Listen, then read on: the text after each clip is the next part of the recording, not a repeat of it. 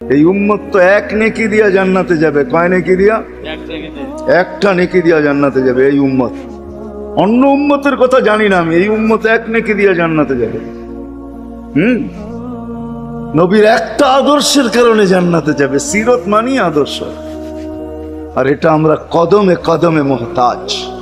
কেননা এই ছোট জীবনটা যদি গ্রহণযোগ্যতা পর্যন্ত পৌঁছাইতে হয় আল্লাহর কাছে, চাই নারী হই, চাই যুবক হই, চাই বৃদ্ধ হই, যেই মানুষই হই না কেন, যেখানেরই হই না কেন, যেই বাসারই হই না কেন, যেই বর্ণেরই হই না কেন, যেই পেশারই হই না কেন, যেই সোসাইটিরই হই না কেন, এই জীবনটাকে যদি গ্রহণযোগ্যতা পর্যন্ত পৌঁছাইতে হয় কার কাছে? দুনিয়া আলাদের কাছে না, মালিকের কাছে, যিনি এক ফোঁটা পানির থেকে অস্তিত্ব দিছেন, যার কাছে আবার আমাদেরকে ফিরা যেতে হবে।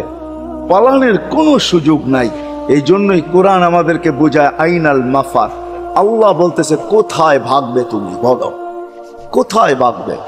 কবির কথাই সত্য, যদিও নাকি পালাও তুমি আকাশেতে লাগিয়ে সিঁড়ি, সিঁড়ি লাগাও যদি আকাশে চলে যাও, তো আল্লাহ বলে তোমার পাগার কোনো সুযোগ নাই। কেননা ইল্লা বিসুলতান, ওইখানেও আমার রাজত্ব। এই